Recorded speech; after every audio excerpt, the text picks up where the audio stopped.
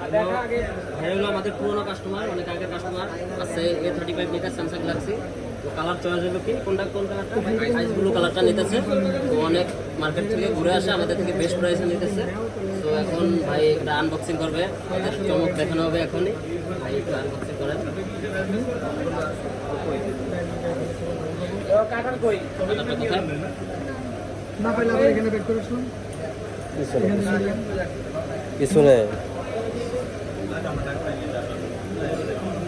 ভাই এটার কভার হবে না